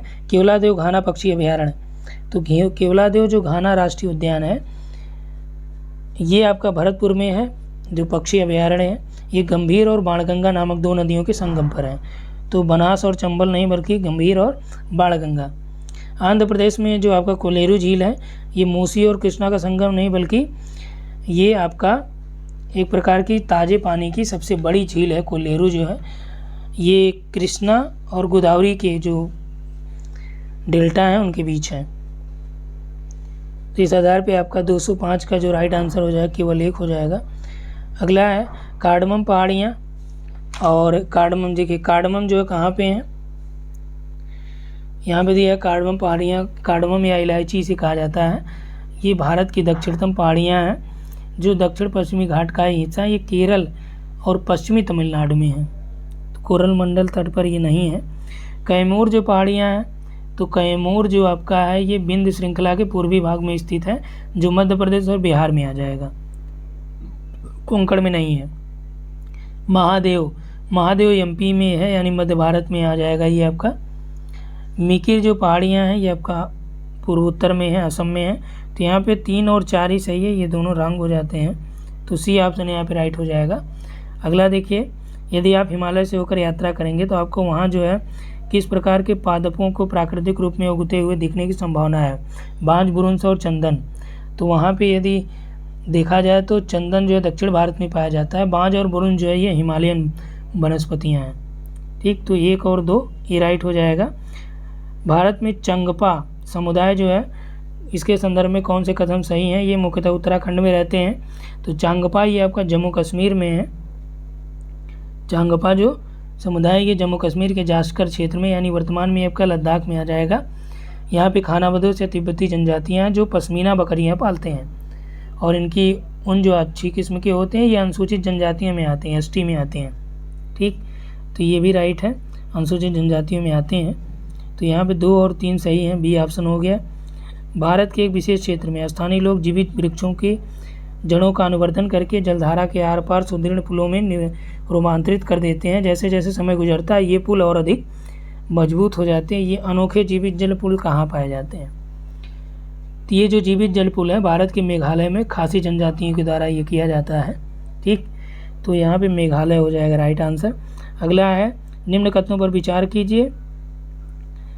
इसमें अरुणाचल है, हिमाचल, मिजोरम दिया है। उष्णकटिबंधीय आर्द्र सदापर्णी यानी सदाबहार वन कहाँ पे पाए जाएंगे, तो उष्णकटिबंधीय आर्द्र सदाबहार वन जो है हिमाचल में तो नहीं पाए जाएंगे, क्योंकि यहाँ पे 200 सेंटीमीटर से अधिक वर्षा होगी नहीं। तो ये 200 सेंटीमीटर से अधिक वर्षा वाले क्षेत्रों में ही मिलेंगे। ठीक, तो यहाँ पे आपका जो हो जाएगा अरुणाचल प्रदेश और मिजोरम, यहाँ पे देखने को मिलेगा। तो यानी सी ऑप्शन राइट हो जाएगा। यहाँ पे देखिए हम लोगों ने टोटल आपका 110 प्रश्नों का इसमें सॉल्व देख लिया है। तो ये टोटल काफ़ी महत्वपूर्ण प्रश्न है, इसको आप रट डालिएगा एकदम, जो आपके पीजीटी के लिए, नेट जेआरएफ के लिए काफ़ी इंपॉर्टेंट होने वाला है। ठीक, तो इस वीडियो में इतना ही। Thanks for watching. और यदि आप नेट बैचेस से ज्वाइन होना चाहते हैं तो इस नंबर पे आप व्हाट्सअप कर दीजिए, तो वहाँ पे आपको कंप्लीट डिटेल मिल जाएगा। ठीक, थैंक्स फॉर वाचिंग।